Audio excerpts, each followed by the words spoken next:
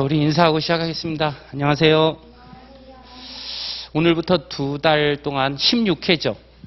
문제풀이를 진행을 하는데요. 먼저 문제풀이를 진행할 때 여러분들이 이제는 마지막 정리다 이렇게 생각을 하시고요. 최종 점검이죠. 그래서 문제풀이를 하면서 단권화 교재를 완성해야 됩니다.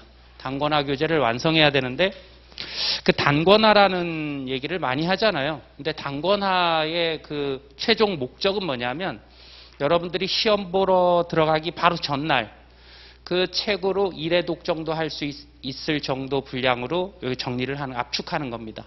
그래서 네 과목이니까 우리는 또 뭐 과목이 많지 않으니까요. 시험 보러 가기 바로 전날 단권화를 다 네 과목 해서 요약을 해가지고 그걸 한 번씩 훑어보고 들어간다면 훨씬 더 효과가 좋겠죠. 그래서 그렇게 만드는 작업을 내국소비세법 같은 경우에는 제 서브노트하고 요 객관식 문제집을 가지고 할 겁니다. 그래서 객관식 문제집의 문제를 풀면서 여러분들이 틀리는 거는 색깔을 달리 해가지고 체크를 해 두시고요. 그러면 뭐 여러 가지 총 천연색으로 체크된 거는 내가 약한 부분, 모르는 부분이잖아요. 그러니까 그런 부분에 있어서는 문제를 잘라가지고 여기 단권화 교재에 붙이는 거예요. 그래서 그 단권화 나중에 이 서브노트를 보면서 이 이론이 이렇게 문제화되는구나 같이 보는 거죠. 그렇게 준비를 하시면 훨씬 더 효과적일 것 같아요.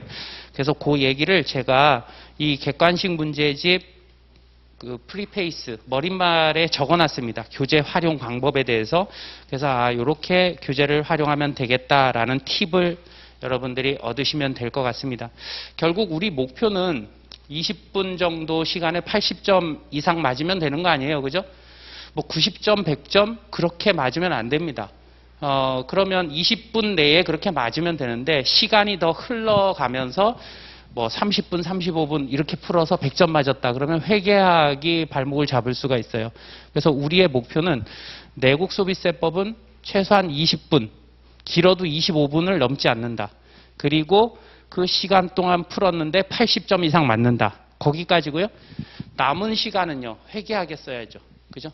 회계학에 써서 회계학은 뭐 여러분들 다 장단이 있겠지만 한 50점 정도 이렇게 맞으면 안전하지 않겠어요? 그죠? 그래서 내국소비세법도요, 구석진 거, 어려운 거, 시간 많이 걸리는 거, 이런 것들은 어떤 부분이 내가 강하고 약한지를 여러분들이 체크해서 버릴 건 버리셔야 돼요. 욕심을 버리고, 그래서 내가 쉽게 생각하는 거, 자신 있는 거 먼저 문제를 풀고 80점을 넘긴 다음에 나머지는 찍는 겁니다. 버릴 거 버리는 것도 능력이다. 버릴 거 버리는 것도 능력입니다. 심지어는 아는데 요 문제 풀면 시간이 되게 많이 걸려. 그러면 버리는 거예요. 그러면 내가 문제를 풀지 버릴지를 어떻게 합니까? 그걸 지금 연습하는 겁니다. 그거를. 그래서 요 주제는 내가 버린다. 요 주제는 내가 푼다. 이렇게 여러분들이 구분을 하셔서 어쨌든 버릴 걸 버리는 것도 실력이다. 그거를 여러분들이 잊지 마셔야 됩니다. 구석진 것까지 할 시간이 없어요. 그죠? 저는 이제 뭐 일반적인 문제를 다 풀어 나갈 겁니다. 그런데 수험생 여러분들 입장에서 뭐 다 다르잖아요. 어떤 학생은 이쪽 부분을 쉽게 생각하는데 또 다른 학생은 어렵게 생각하잖아요. 그래서 저는 그냥 일반적으로 수업을 진행을 하지만 여러분들이 수업 들을 때 그게 편차를 둬서 정리가 되어 있어야 됩니다. 그래서 목표는 80점 이상을 목표로 한다. 그리고 지금 객관식 문제풀이 시간을 이제 진행을 하는데 하루 종일 학원에 있잖아요. 그죠?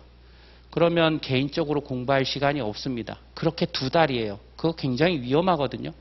그래서 내국소비세법 같은 경우에는요. 이 시간에 거의 다 해야 됩니다.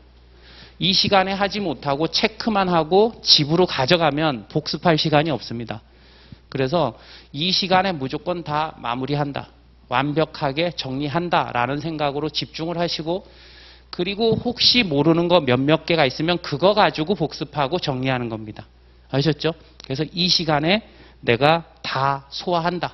이렇게 생각을 하시고 그래서 지금 이제 우리 학원에서 문제풀이를 할 때요. 처음에 계획이 아마 6시 40분에 이렇게 와서 20분 동안 문제 풀고 뭐 이런 계획이었던 것 같습니다. 처음에. 그죠?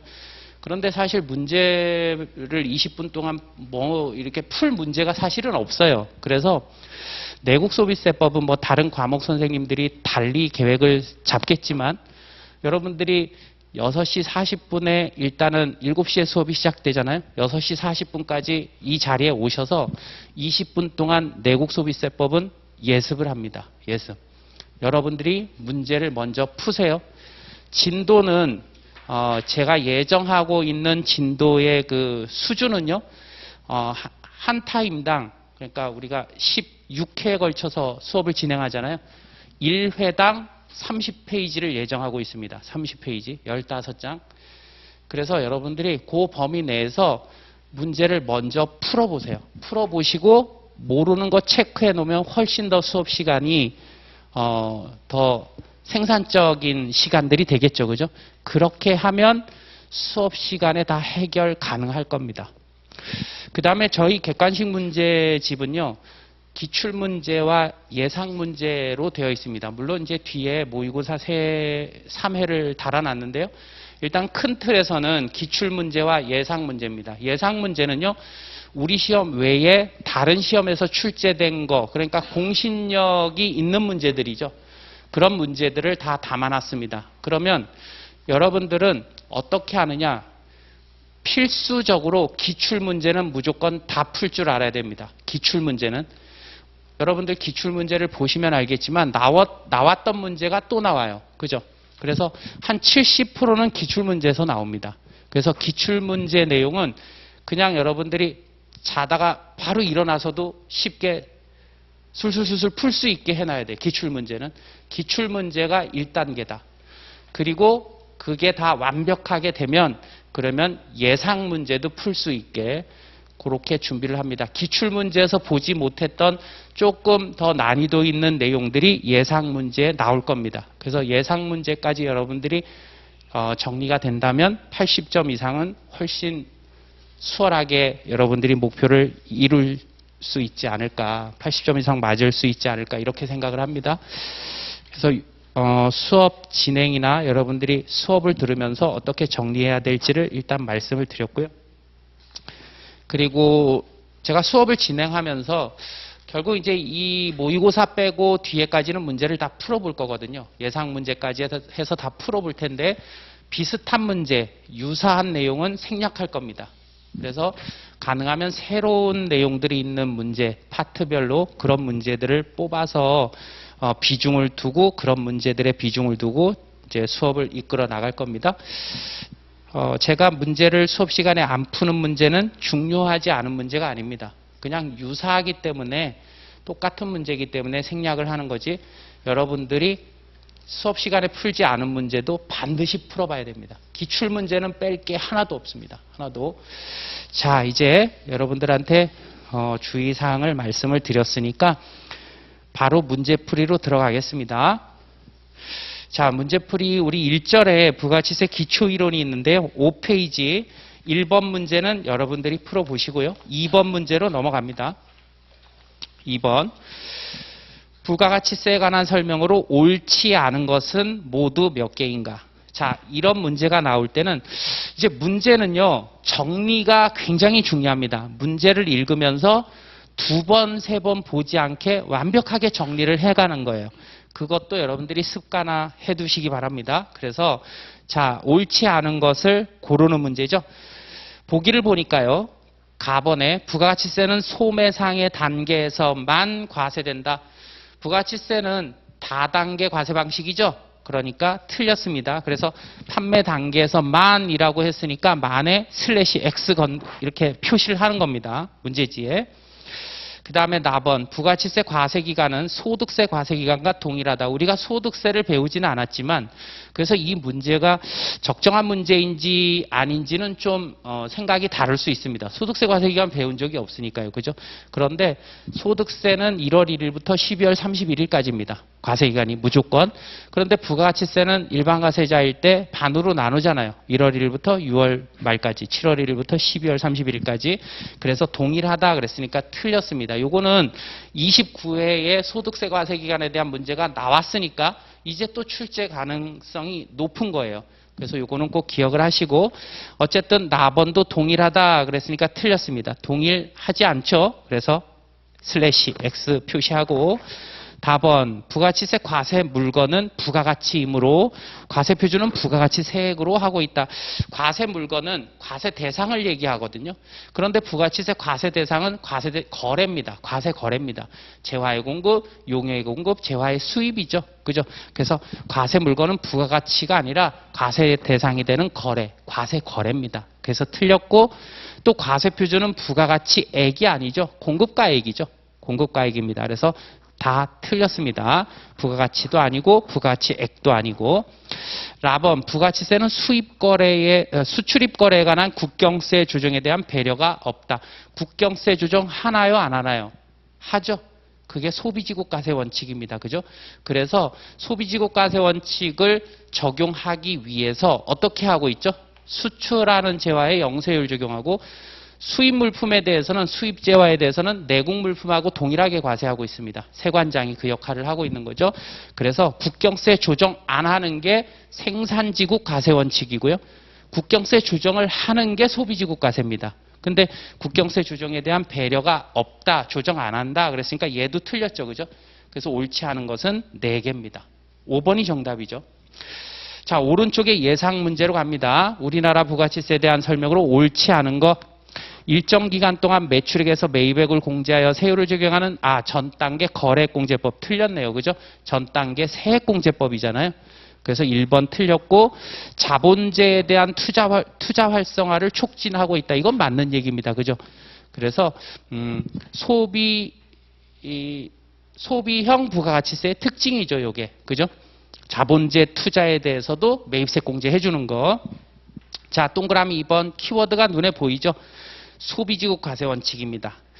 2번 국제거래되는 상품에 대하여 소비지국 과세 원칙을 적용함으로 재화 수출에 대해서는 영세율, 수입 재화에 대해서는 내국 물품 동일하게 과세. 이게 조금 전에 제가 말씀드린 거죠. 3번 부가치세 납세 의무자는 재화 용역을 공급하는 사업자지만 부담은 최종 소비자에게 전가되는 간접세다. 부가치세의 특징에 대한 내용이고, 동그라미 4번은 국세 맞죠, 그죠? 그리고 동그라미 5번은 일반적으로 모든 재화용역의 소비에 대해서 과세하는 일반 소비세죠. 개별 소비세 주세는 특정 소비세임에 반해서 부가치세는 일반 소비세입니다. 옳지 않은 것은 1번인가요? 자, 2절로 넘어가서요.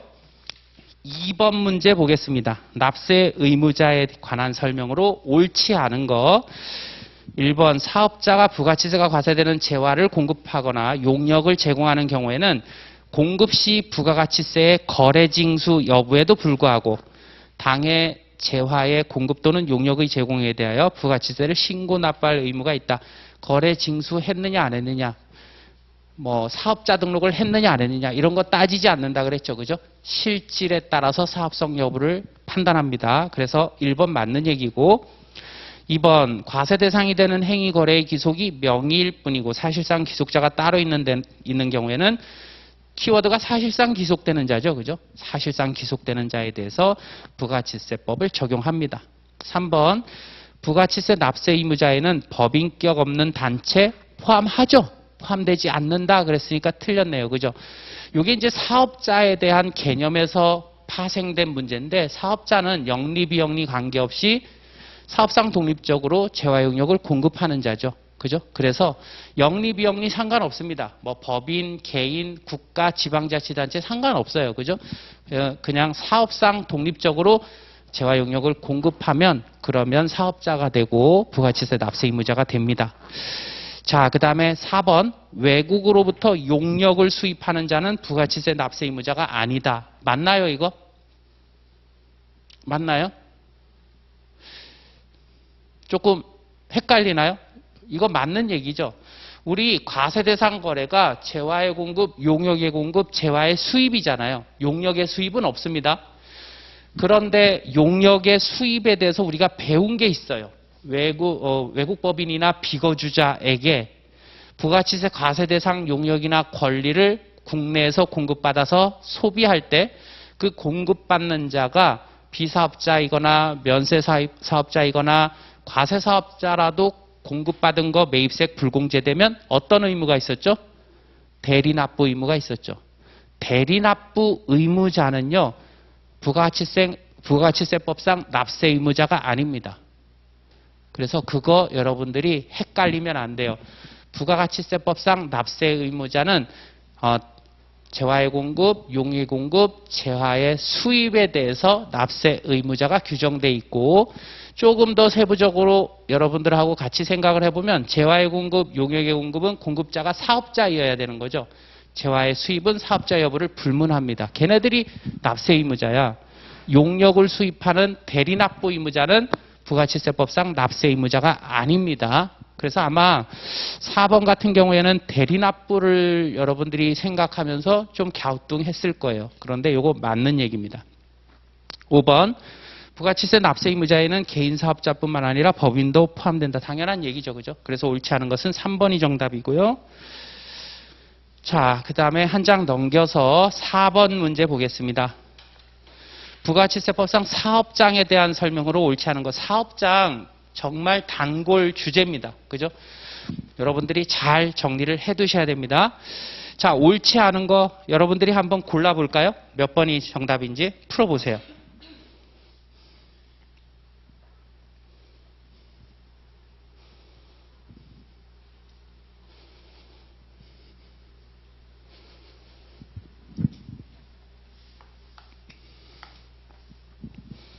눈에 보이죠? 몇 번이 답입니까? 5번이 정답입니다. 무인자동 판매기는 업무 총괄 장소죠. 그죠? 그래서 5번이 정답이다. 자, 밑에 5번 문제 한번 보겠습니다. 2019년 2월 1일 사업을 개시한 자가 2019년 4월 10날 사업자 등록을 신청했어요. 그러면 사업자 등록은 언제부터 언제까지 하는 거예요? 사업 개시일로부터 20일 이내에 하는 거잖아요. 20일 이내 안 하면 어떻게 됩니까? 사업자 등록 안 한 부분에 대한 미등록 가산세가 적용이 됩니다. 물론 그 사업 개시일이 속하는 과세기간 종료일로부터 다시 20일 이내 사업자 등록 신청하면 그러면 매입세 공제는 해줘요. 그죠? 그런데 20일 이내 사업자 등록 신청을 안 한 부분에 대한 미등록 가산세가 적용됩니다. 미등록 가산세는 언제부터 언제까지예요? 사업 개시일로부터 등록한 날의 직전 날까지죠. 공급가액의 몇 프로? 1%. 그죠? 그래서 그 문제입니다. 그러면 2월 1일부터 4월 10날 사업자 등록을 했으니까 4월 10일부터 이제 사업자 등록에 대한 법을 지킨 거잖아요. 준수한 거잖아요. 법을 어긴 거는 그 전날까지 어긴 상태죠. 그러니까 2월 1일부터 4월 9일까지의 공급가액이네요. 그 공급가액의 몇 프로? 1%. 그렇게 적어놓은 게 몇 번입니까? 5번이네요. 그죠? 그래서 가산세에 대한 내용입니다. 그 문제를 보시면 여러분 2019년 2월 1일 사업을 개시한 자가 2019년 4월 10일 사업자 등록을 신청한 경우 자, 납부세액에 더하거나 환급세액에서 빼는 금액 이게 가산세를 얘기하는 겁니다. 그죠? 매출세액에서 매입세액 빼면 납부세액이 나오죠? 거기에서 뭔가 법을 잘 준수하고 혜택을 줄 만한 그런 사항에 해당하면 세액을 공제해 주죠. 근데 의무 불이행일 경우에는요. 가산세를 더하잖아요. 그래서 그걸 빼고 더하고 그래서 그 결과가 차가감 납부세액이잖아요. 납부세액에서 차감하거나 가산한 거. 그죠? 그래서 그 더하는 게 가산세를 얘기하는 겁니다. 납부세액에 더하거나 만약에 갑돌이가 그 결과로 환급받을 게 있어요. 그럼 환급세액에서 가산세만큼은 빼겠죠. 그래서 납부세액에 더하거나 환급세액에서 빼는 금액이라는 게 가산세를 얘기하는 겁니다. 자, 다음 페이지 넘기셔서 7번 문제 봅니다. 부가치세법상 주사업장 총괄납부 변경 신청서를 제출할 때 해당 사유별 그 관할 세무서장으로 옳지 않은 거. 자, 이거 시험에 자주 출제가 되는데 수험생들이 조금 까다롭게 생각하는 부분입니다. 자, 먼저 해설을 볼게요. 지금 이제 주사업장 총괄 납부 사업자인데요. 일정한 정정 사유가 생기는 거예요. 그러면 그 변경에 대한 신청서를 어느 관할에다가 제출하느냐. 그 부분에 대한 문제거든요. 근데 우리 수업할 때 신설, 동그라미 회설 봅니다. 신설, 그 다음에 변경, 그 다음에 사업자 등록 정정의 정정, 동그라미 했었죠. 그죠? 그리고 신설, 변경, 정정일 때는 그 사유가 발생한 관할 세무서장한테 제출한다. 변경 신청서 제출한다. 그죠? 그런데 그 밑에 4번, 5번 총괄 납부 대상에서 추가하거나 제외할 때는, 그러니까 핵심이 뭡니까? 총괄 납부 사업장이죠. 그죠? 총괄 납부 대상이죠. 총괄 납부 대상 사업장에 뭔가를 더 추가하거나 거기서 뺄 때는요. 얘는 주된 사업장 관할 세무서장한테 변경 신청서를 제출한다. 그래서 우리 키워드 가지고 이거 정리했었습니다. 기억나시죠? 그죠? 자, 그런데 이렇게 변경 신청서를 제출하면 그 변경 사항이 언제부터 적용되는 거예요? 제출한 날이 속하는 과세기간부터 변경 사항이 진행되는 겁니다. 변경이 되는 겁니다. 자, 그 꽃 표시 내용이죠. 위로 올라갑니다. 문제를 봅니다. 부가치세법상 주사업장 총괄납부 변경 신청서를 제출할 때 해당 사유별 그 관할 세무서장으로 옳지 않은 것. 자, 1번 볼게요. 일부 종된 사업장을 키워드 나왔네. 총괄납부 대상에서 추가 제외할 때는요. 주된 사업장 관할 세무서장이라 그랬죠.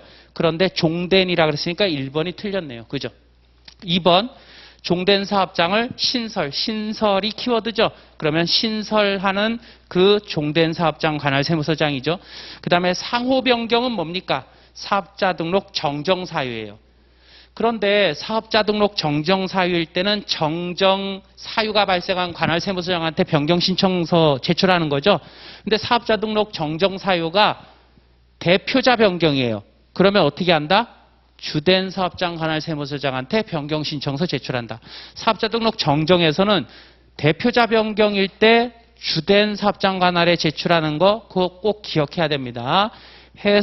문제 해설에 동그라미 3번 오른쪽 내용에 괄호 안에 되어 있죠. 그죠? 그래서 그거 하나 여러분들이 주의하시면 되고요. 자, 보기로 가서 동그라미 3번 상호 변경은 사업자 등록 정정 사유잖아요. 그죠? 그래서 그 정정 사유가 발생한 사업장 관할 세무서장 맞습니다. 동그라미 4번 종된 사업장을 주된 사업장으로 변경이잖아요. 자, 얘는요. 그 주된 사업장으로 변경하고자 하는 관할 세무서장한테 제출하면 되죠. 맞는 얘기고. 그 다음에 동그라미 5번은 총괄해서 추가하는 거네요. 그러면 주된 사업장이죠. 그죠? 요거 시험 문제에 많이 출제됩니다. 그런데 여러분들이 굉장히 어려워하고 있어요. 키워드를 체크해가지고 여러분들이 연습을 해두시기 바랍니다. 자, 그 다음에 오른쪽에 8번입니다. 8번. 사업자 등록 정정 신고 사유가 아닌 거. 자, 여러분들 한번 풀어보세요. 정정 신고 사유 아닌 거.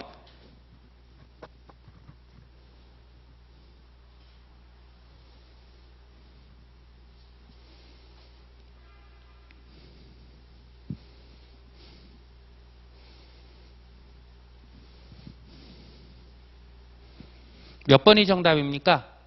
이건 말장난이죠. 회사가 이사 가는 건 정정사유예요. 근데 회사의 대표가 이사 가는 건 정정사유가 아닙니다. 그래서 1번이 정답이죠. 사업자의 주소 이전. 그러니까 회사 대표가 이사 가는 거는 정정사유 아닙니다. 회사가 이사 가야 돼. 사무실이. 그게 정정사유입니다. 그래서 1번이 정답이다. 자, 그리고 동그라미 5번에 상속은 정정사유인데 증여는 정정사유 아니라 그랬죠. 그죠?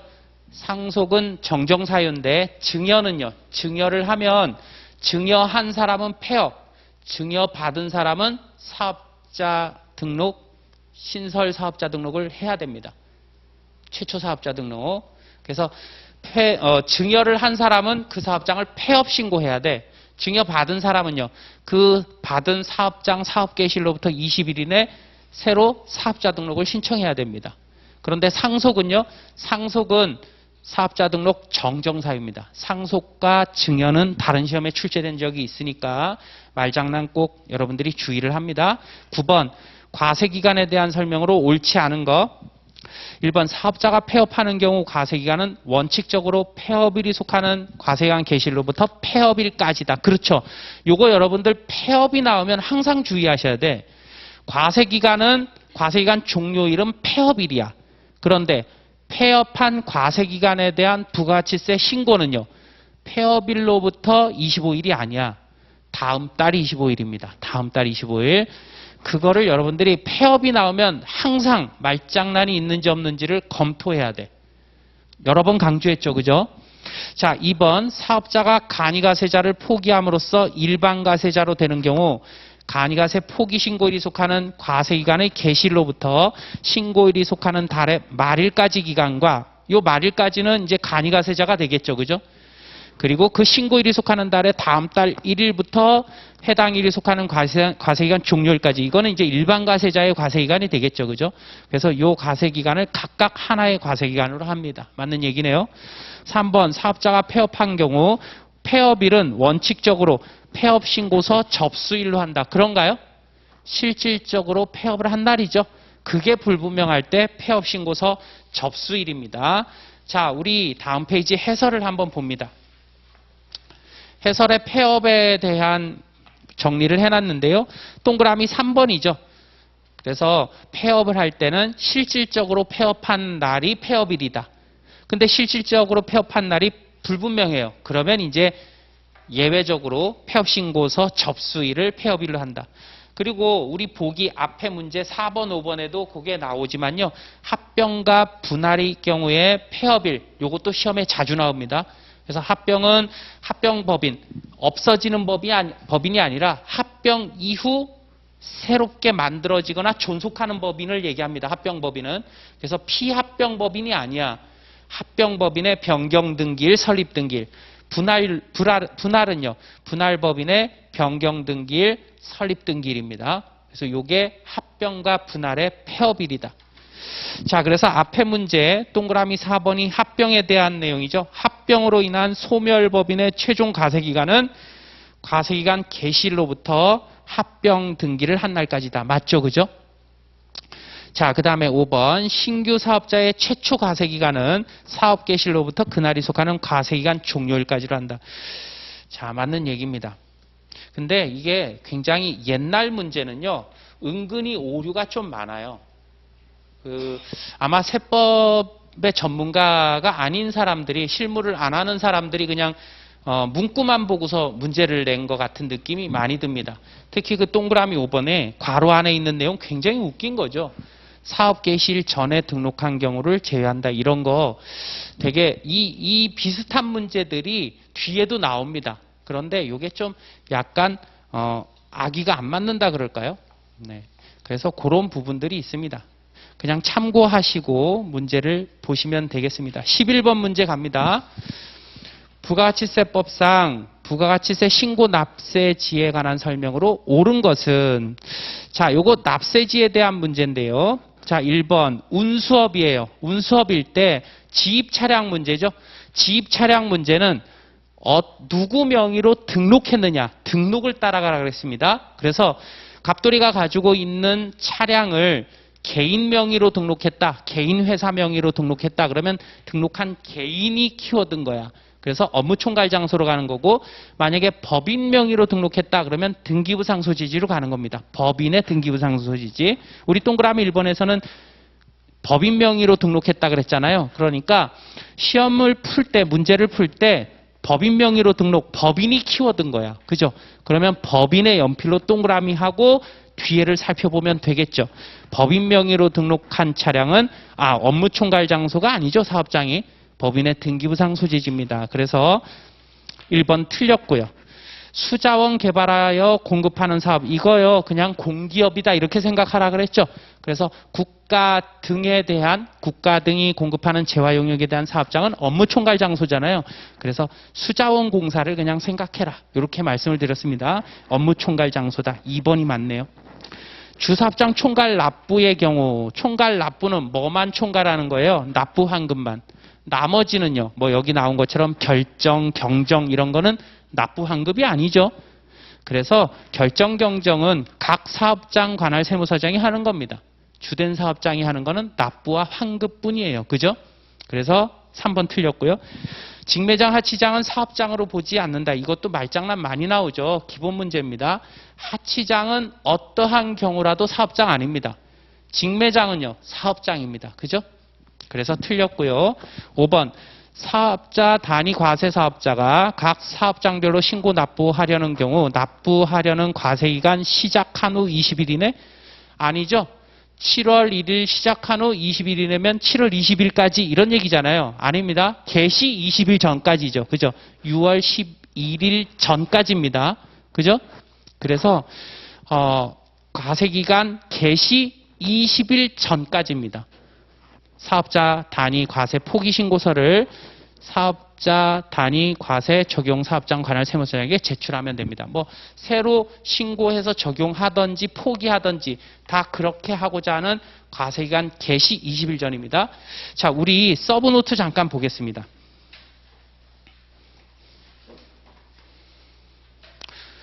총괄납부 쪽에서요, 우리 하나 체크하고 넘어갈 게 있는데,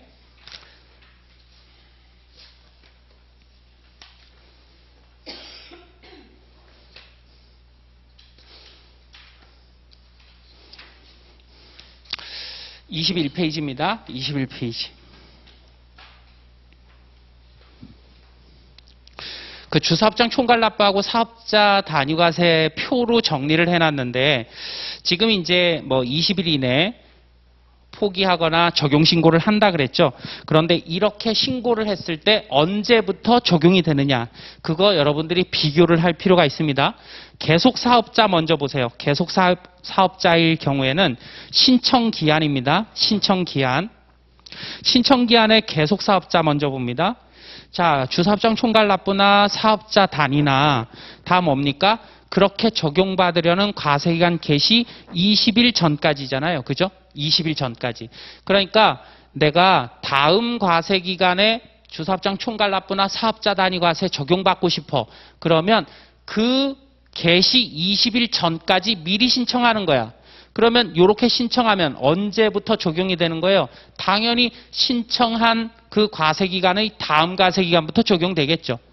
논리적으로 그렇죠? 그래서 계속 사업자의 경우에는 동그라미 3번, 그리고 포기도 마찬가지입니다. 포기도 주사업장 총괄납부 사업자 단위 과세하다가 각 사업장별로 가거나 아니면 사업자 단위 같은 경우에는 총괄납부로 가거나 총괄납부일 경우에는 사업자 단위로 가거나 이렇게 막 다 바뀔 수 있다 그랬죠.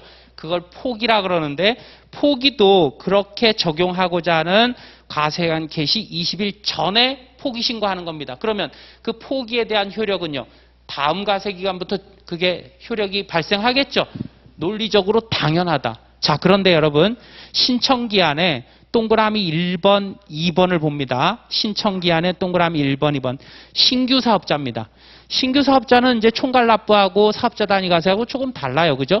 신규 사업자의 경우에 총괄납부는요, 주된 사업장의 사업자 등록증이 나와야 돼. 그지? 그거 수령일로부터 20일 이내에 신청하는 거고요. 그런데 사업자 단위는요, 처음에 사업 개시일로부터 20일 이내에 그냥 처음부터 신청하면 되는 거죠. 사업자 단위로 사업 개시일로부터 20일 이내에 신청하는 겁니다. 그 다음에 동그라미 2번은요, 하나 있다가 추가 사업장이 생겨서 그 추가 사업장이 생긴 그 추가 사업장의 사업 개시일로부터 20일 이내 총괄납부나 사업자 단위를 신청하는 거예요. 자, 이렇게 신청을 할 때 과세기간을 벗어나면 안 되죠. 그죠? 그 20일이 사업 개시한 과세기간을 벗어나지 않아야 됩니다. 왜 이렇게 한 거예요? 그 효과가, 신고에 대한 효과가 그 해당 과세기간부터 효력이 발생돼야 되기 때문에 과세기간을 벗어나지 않게 한 겁니다. 그래서 동그라미 1번, 2번은요, 신규 사업자나 하나였다가 추가로 사업장이 된 사업자가 20일 이내에 총괄납부나 사업자 단위 과세 신청할 때는요, 꽃표시 2번으로 제가 달아놨죠. 자, 다음 페이지 꽃표시 2번 빨간색 밑줄 쳐놨죠. 신청일에 속하는 과세기간부터 그렇게 하는 겁니다. 계속 사업자는요, 과세기간 개시 20일 전까지니까 다음 과세기간부터 그렇게 적용하는 거야. 요거 꼭 비교해야 됩니다. 그 다음에 그 해당 과세기간부터 신청일이 속하는 과세기간부터 적용하는 거 앞에 문제에서 또 하나 봤죠. 뭐 주사업장 총괄 납부의 경우에 변경 신청한 경우. 그죠? 그래서 그 내용이 그 핵심 정리 표 밑에 있습니다. 자, 그러면 정리합니다. 신규 사업자 하나의 사업장이 있는데 추가 사업장이 생긴 경우 총괄 납부나 사업자 단위 신청하면 그 신청일이 속하는 과세기간부터 적용한다. 그죠? 주사업장 총괄 납부 사업자가 변경 신고를 해요. 그러면 그 변경 신청한 그 과세기간부터 적용된다. 그 다음에 계속 사업자예요. 계속 사업자가 주사업장 총괄 납부나 사업자 단위 신청하거나 포기한다. 그러면 다음 과세기간부터 그렇게 적용되는 겁니다. 신청일이 속하는 과세기간이냐 다음 과세기간이냐 요거 구분할 줄 알아야 돼요. 말장난 많이 나오니까. 자, 그래서 우리 11번 문제 교재 15페이지죠. 그래서 5번은 개시 20일 전까지니까 틀렸고요. 그래서 옳은 것은 2번입니다. 자, 다음 페이지 13번 문제 가볼까요? 13번 문제. 주사업장 총괄 납부 제도에 관한 설명으로 옳은 것을 모두 골라라. 자, 이거 여러분들이 한번 풀어봅니다. 13번 문제.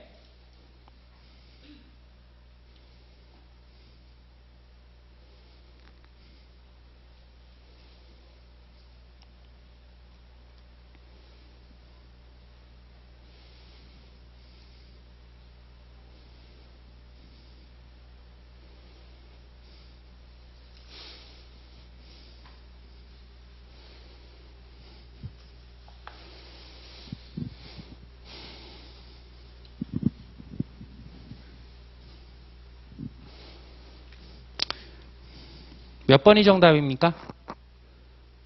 2번이 정답이죠? 자, 보기를 봅니다. 옳은 것을 모두 고른 것은 이라고 했는데 기업, 법인은 총괄 납부를 얘기하는 거죠. 그죠? 법인은 지점을 주된 사업장으로 할 수 있다. 할 수 있죠. 법인은 총괄 납부일 때는 지점이 가능합니다. 사업자 단위일 때는요. 불가능하죠. 자, 그 다음에 니은 주사업장 총괄 납부 사업자가 종된 사업장을 신설하는 경우 자, 총괄인데 신설입니다. 그죠? 그러면 주된 사업장 관할 세무서장에게 주사업장 총괄 납부 변경 신청서를 제출해야 된다. 자, 그 신설하는 종된 사업장 관할 세무서장한테 제출하는 거죠.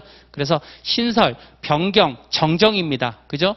그리고 총괄 납부일 때는 추가 제외입니다. 그죠? 그러면 동그라미 보기 니은은요. 키워드가 뭐예요? 총괄 납부 사업자가 종된 사업장을 추가하거나 제외할 때는 주된이고 신설일 때는 신설, 변경, 정정일 때는 종된 사업장 그 사유가 발생한 관할 세무서장한테 제출하는 거죠. 그런데 신설인데 주된 사업장 관할 세무서장한테 제출한다. 그랬으니까 얘 틀렸죠. 우리 앞에서 정리한 겁니다. 그래서 키워드가 총괄이 아니라 신설이야. 신설. 총괄 납부가 키워드일 때는 추가 제외일 때 총괄 납부가 키워드입니다. 자, 디귿 주사업장 총괄 납부 사업자의 주된 사업장에 이동이 빈번할 때 주사업장 총괄 납부 적용을 하지 않는다. 이게 주사업장 총괄 납부 적용 제외 사유죠. 그죠? 자, 그 다음에 리을 주된 사업장에서 총괄하여 납부하려는 자는 납부하려는 과세기간 개시 20일 전에 주사업장 총괄 납부 신청서를 주된 사업장 관할 세무서장에게 제출하여 여기까지는 맞네요. 그죠? 그런데 부가가치세법에서는요. 승인 대상이 아니다. 그죠? 기간만 지키면 돼. 승인받아야 된다 그랬으니까 틀렸죠. 우리 개별소비세법에서는 이거 승인받아야 되잖아요. 그죠? 박검 부하가 일 때 총괄납부 적용되고 총괄납부는 제주장에서 총괄납부하는 거고 그리고 얘는 20일 전에 제출하고 승인받아야 됩니다. 그건 개별소비세법이야. 그죠? 자, 14번 사업자 등록 의무가 없는 자는 자, 요거 여러분들 한번 풀어봅니다. 재밌는 문제인데 이런 문제가 종종 출제가 됩니다. 한번 풀어보세요.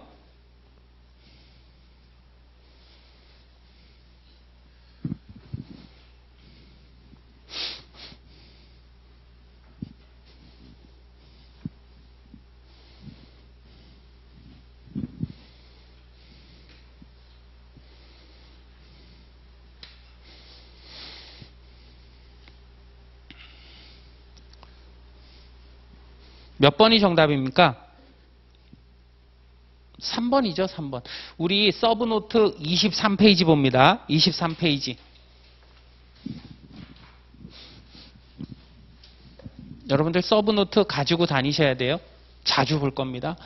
23페이지 보시면 자, 사업자 등록에 대한 내용이 나오는데요. 개요 동그라미 1번입니다. 사업자 등록 신청자는 어떤 사업자이어야 가능하다고요? 부가가치세법상 사업자이어야 된다고요. 이게 무슨 얘기입니까? 부가가치세법상 사업자, 부가가치세가 과세되는 과세사업자를 얘기합니다. 그래서 부가가치세법상 사업자, 부가가치세가 과세되는 과세사업자만이 부가가치세법상 사업자 등록을 할 수 있는 거예요. 부가가치세가 과세되는 과세사업자 외에는요. 개인이면 소득세법, 법인이면 법인세법에 따라 사업자 등록을 하는 겁니다. 그래서 자, 우리 문제로 돌아오셔서 영세율이 적용되는 거래만을 영위하는 사업자. 영세율 뭐예요? 과세사업입니다. 세율만 0%일 뿐 과세사업자야. 예. 그죠? 그 다음에 동그라미 2번. 어쨌든 과세사업이 있잖아요. 동그라미 3번은 면세사업이니까 얜 대상 아니고 부가가치세법상 사업자 아니고, 동그라미 4번도요. 과세사업이 있잖아요. 동그라미 5번도 과세사업이 있잖아요. 그죠? 그래서 과세사업이 있다 그러면 부가가치세법상 사업자 등록을 해야 됩니다.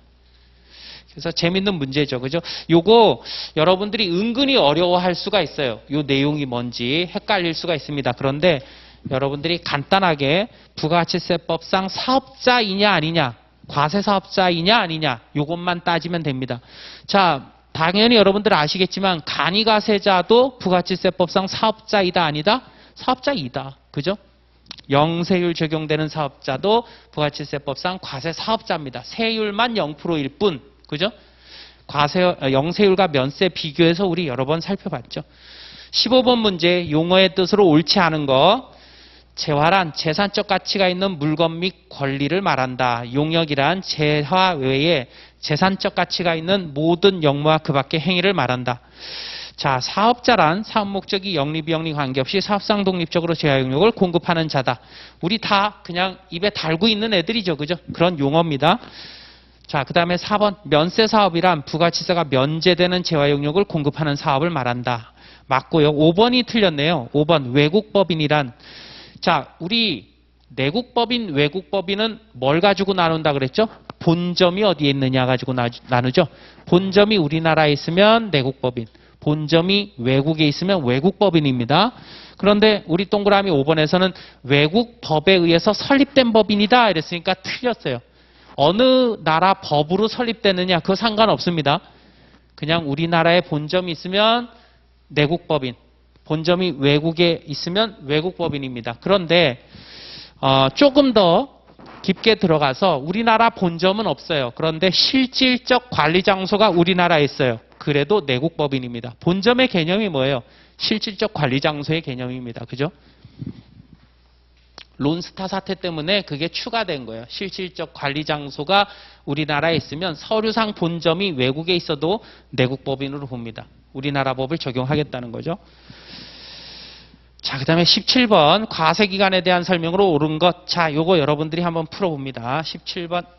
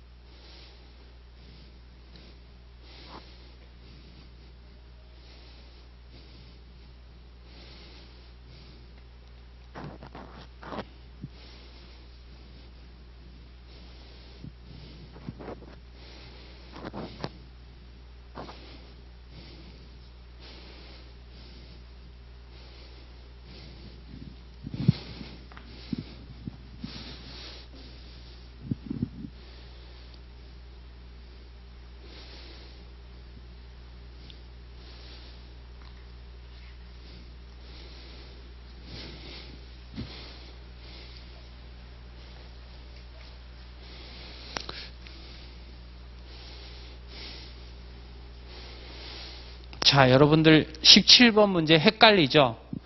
그죠? 왜 헷갈리냐 하면 체크를 안 해서 헷갈립니다.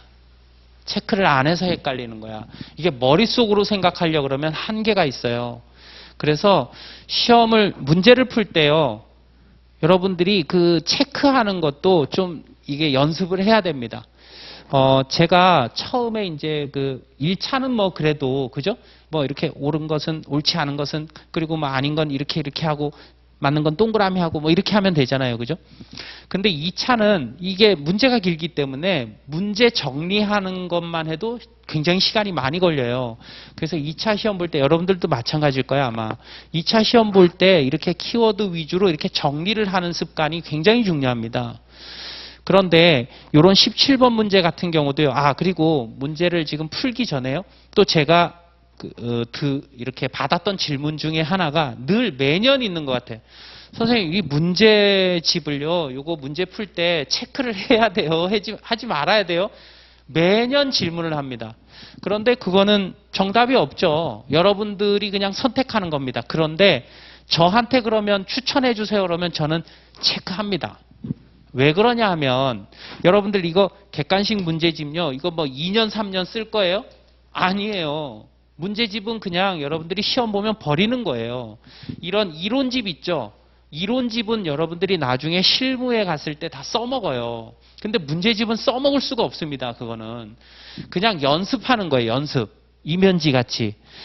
그런데 이거를 만약에, 그래서 깨끗하게 볼 필요 없다, 일단. 그리고 문제를 체크하면 2번 볼 때 답이 보이니까 공부가 안 되잖아요. 저는 그렇게 생각 안 합니다. 문제를 체크 안 하잖아요. 그럼 우리가 반복을 할 때 2회독, 3회독, 4회독 할 때 그 회독 수가 늘어날수록 보는 시간이, 1회독 하는 시간이 단축돼야 되거든요. 1회독 할 때도 뭐 한 10일 걸려. 2회독 할 때도 한 10일 걸려. 3회독 할 때도 뭐 한 9일 걸려. 이러면요, 그거 많이 못합니다. 그러니까 굉장히 뭐랄까요, 비효율적으로 시간을 쓰게 돼요. 그런데 여러분들이 문제를 체크를 하잖아요. 그러면 1회독 할 때 10일 걸리면 2회독 할 때 8일 걸리고요. 3회독 할 때 5일 걸립니다. 굉장히 효율적으로 요거를 볼 수가 있어요. 그리고 지금 우리가 문제 체크하는 건 어떤 걸 체크하는 거예요? 키워드를 체크하는 겁니다. 키워드를 체크하는 거기 때문에 문제를 딱 보면 이거 이런 문제가 나오면 나는 이렇게 체크해야지가 머릿속에 그려지는 거예요. 저 같은 경우는 그렇습니다. 그래서 선생님, 저는 뭐 이렇게 해도 괜찮고 저렇게 해도 괜찮아요. 개인적인 취향 없습니다. 추천해 주세요. 그러면 저는 체크하는 거를 추천합니다. 그래야 문제를 보면서 틀을 딱 잡고 들어가요. 이런 문제는 이렇게 틀을 잡아야 되는구나가 막연하게 연습되는 거야. 여러분들 아시죠? 이거요, 교재, 여러분들 제 교재 한번 보세요. 제가 아마 여러분들보다 훨씬 더 깔끔하게 교재 정리하고 있을걸요? 저 되게 깔끔한 사람입니다. 이거 남학생이 글씨 썼다고 하면 안 믿을 정도로 굉장히 깔끔하거든요. 근데 제 문제집 보세요. 문제집 엄청 지저분합니다. 문제집은. 그래서 제가 보여드리면 이렇게 체크하는 거예요. 이렇게 문제를 풀 때 이렇게. 제가 해드릴게요. 이것도 연습입니다. 이것도 실력이야. 자, 1번은 뭐 이거 체크할 게 없고요. 그죠? 1번은 신규로 사업을 시작한 자에 대한 최초의 과세기간은 해당 사업자가 사업 개시 이전에 사업자 등록을 신청한 경우라 하더라도, 벌써 이상하잖아요. 그죠? 사업 개시 전에 사업자 등록을 신청하면 등록 신청일로부터 과세기간이 시작되는 거잖아요. 그죠? 사업 개시 이전에 등록을 하면. 그죠? 그런데 그 얘기가 없으면 그냥 사업 개시로부터 최초의 과세기간이 시작되는 겁니다. 그래서 1번은 뭐 틀린 얘기고요. 개시 이전에 사업자 등록을 신청한 경우라 하더라도 사업 개시로부터 그날이 속하는 과세기간 종료일까지다. 그랬으니까 틀렸고요. 2번도 뭐 체크할 건 없어요. 사업자가 폐업하는 경우라 하더라도 마지막 과세기간은 폐업일까지잖아요. 그죠? 그런데 폐업일이 속하는, 폐업에 관계없이 당초의 과세기간 개시로부터 종료일이다. 이랬으니까 틀렸죠. 그죠?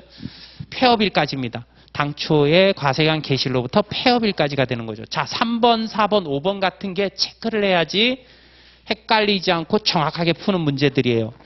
간이가세자에 관한 규정이 적용돼요. 자, 어떻게 하라고요? 일반 동그라미, 간이 동그라미. 일반에서 간이로 화살표. 이거 늘 했잖아요. 그죠? 그래서 일반 동그라미, 간이 동그라미. 그래서 일반에서 간이로 화살표 이렇게. 아, 그러면 일반에서 간이로 이게 유형 변경됐구나라는 거를 머릿속으로 생각 안 해도 눈으로 보여요, 이게. 자, 변경되는 경우에 키워드 나왔네요. 그 변경되는 해에 연필로 밑줄 하시고 물어본 건 뭐예요? 간이가세자에 관한 규정이 적용되는 기간이잖아요. 그러면 이렇게 변경됐어요. 그러면 이렇게 변경됐을 때 변경은 언제 되나요? 다음 과세기간 7월 1일부터 다음에 7월 1일부터 그 다음에 6월 30날까지 이렇게 적용되잖아요. 변경되는 해는 이때가 변경되는 해입니다. 일반에서 간이로 변경될 때는 언제 변경돼요? 다음에 7월 1일부터 6월 30날까지 변경되죠. 요게 변경되는 해야. 그러면 일반에서 간이로 변경됐으니까 요 변경되는 해에 얘는 간이고, 그죠? 얘는 일반이겠죠. 이렇게 되는 거잖아요.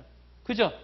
그러면 요 얘기를 요게 맞게 적혀 있는지만 보면 되는 거잖아.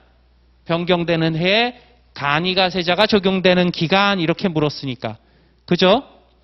그러면 변경 이후잖아요. 변경 이후 7월 1일부터 12월 31일까지라 그랬는데 변경 이전 그랬으니까 틀렸잖아요. 그 다음에 4번은요. 이건 간이에서 일반이네요. 그러면 여기 간이 일반 이렇게 동그라미 하고 다시 화살표 이렇게 하는 겁니다. 이렇게 하고요. 키워드가 뭐예요? 역시 변경되는 해에 간이가세자에 관한 규정이 적용되는 거잖아요. 그러면 키워드 밑줄 쳐야죠. 변경되는 해 밑줄, 간이가세자에 관한 규정 적용 밑줄, 적용되는 기간 밑줄. 자, 그러면 간이가세 적용되는 건 뭐예요? 이건 이제 반대죠. 그죠? 얘가 간이고요. 얘가 간이고 얘가 일반이잖아요. 이렇게 될 거 아니에요. 그죠? 그럼 변경되는 해에 간이가세자 적용되는 건 이거잖아요. 그죠?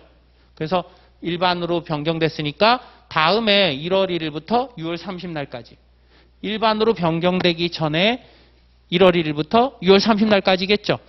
부가치세 과세기간은 변경 이전 1월 1일부터 6월 30날까지다. 4번이 맞잖아요. 5번은요. 간이에서 일반으로 변경됐대요. 아, 얘는 포기네요. 그러면 포기는 달 기준. 재적용은 과세기간 기준이라 그랬잖아요. 그럼 간이에서 일반으로 포기에 의해서 바뀌었으니까 그 포기 신고일. 자, 우리 기본 이론 시간에 그림 날짜 기억나시죠? 이제 3월 7일 날 포기했어요. 그러면 3월 말까지 간이. 그죠? 4월 1일부터 6월 30날까지 일반. 이렇게 되는 거잖아요. 그러면 자, 맞나 한번 뒤에 보죠. 간이가세 적용 포기 신고일에 속하는 과세기간 개시일로부터 1월 1일을 얘기하겠죠. 그 신고일이 속하는 과세기간 종료일 6월 30날? 아니죠. 포기 신고일이 속하는 달의 말일까지잖아요. 그죠? 요 일반 과세 기간이라 그랬으니까 4월 1일부터 그 과세기간 6월 30날까지 이어야죠. 그죠? 일반 과세자의 과세 기간으로 한다. 뒤에 이렇게 되어 있으니까 얘는 포기 신고일이 속하는 달의 다음 달 1일부터 그 날이 속하는 과세 기간 종료일까지 이렇게 바뀌어야죠. 그죠? 그래서 이렇게 체크를 해두고 키워드를 밑줄을 쳐놓으면 그러면 훨씬 정확하고 빠르게 풉니다. 그게 아주 간단한 건데 정말 중요한 습관입니다. 이게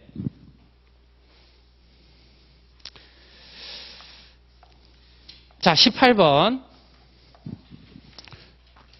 부가가치세법 시행령에 따라 사업에 관한 업무를 총괄하는 장소를 사업장으로 하는 사업이 아닌 것. 그러니까 업무 총괄 장소가 사업장이 아닌 데를 골라라. 이런 얘기죠. 그죠? 부동산상의 권리만을 대여하는 것. 부동산 매매업을 영위하는 개인 사업자. 부동산 매매업, 건설업, 운수업. 얘는 업무 총괄 장소로 가잖아요. 그죠? 전국을 무대로 하니까. 수자원 개발, 이거 국가 등이라고 생각하라 그랬고, 무인자동 판매기 업무 총괄 장소네요. 5번이 정답이네요. 그죠? 자, 누구 명의로 등록했어요? 법인 명의로. 그러면 법인의 연필로 동그라미를 해야지. 그게 키워드니까. 그러면 뒤에 법인하고 법인으로 명의로 등록했으니까 업무총괄 장소가 아니죠. 법인 등기부상 소재지로 가야 되죠. 그래서 5번이 정답입니다. 네. 그렇죠. 이건 원래 다 개인이 운용합니다. 대부분 지입 차량이 그런 거예요. 이 개인은 이제 갑돌이를 얘기하는 거거든요. 갑돌이가 자기 차를 다른 회사에 등록해놓고 자기가 끌고 다니는 거죠. 그 얘기입니다. 운용이 누가 운용한다 이게 키워드가 아니라 누구 명의로 등록했느냐 이게 키워드입니다. 자, 20번 문제 여러분들이 한번 풀어봅니다.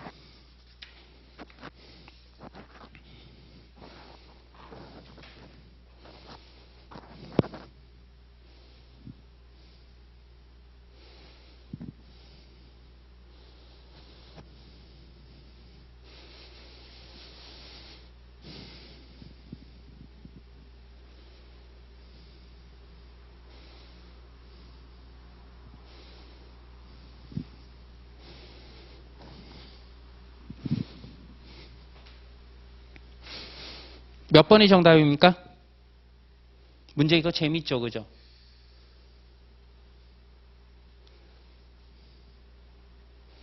아주 좋은 문제입니다. 20번 문제. 실력자가 낸 문제입니다.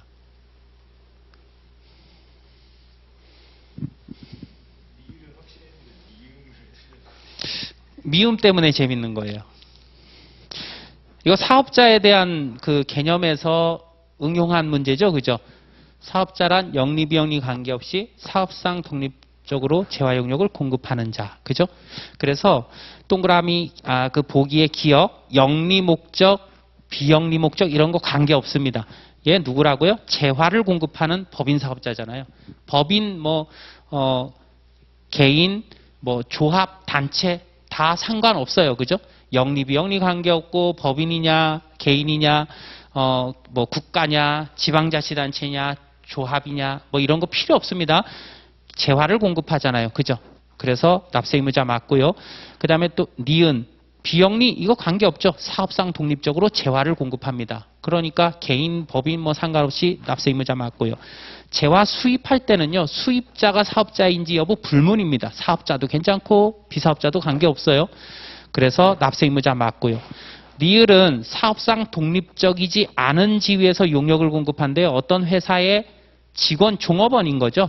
그죠? 얘는 물적 독립성, 인적 독립성 중에 인적 독립성이 없는 자입니다. 독립성이 없는 자예요. 그래서 얘는 납세 의무자가 될 수 없고요. 미음은 얘는 누구를 얘기하는 거예요? 직전 연도 공급 대가 합계가 4천만 원이래요. 그러면 얼마 미만입니까? 개인 사업자라고 되어 있으니까 얼마 미만? 8천만 원 미만. 그죠? 그러면 얘는 무슨 과세자예요? 무슨 과세자? 직전 연도 공급 대가 합계가 8천만 원 미달하는 개인 사업자. 간이과세자에 대한 얘기잖아요.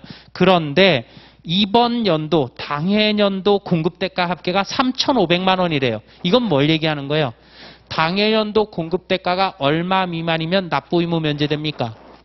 4천만 원 미만이면 4천만 원 미만 4,800만 원 미만이면 납부 의무 면제됩니다. 4,800만 원 미만이면. 그러면 얘가 얘기하는 거는 간이과세자이면서 납부 의무 면제자라는 얘기거든. 그러면 얘는 납세 의무자예요? 납세 의무자가 아니에요?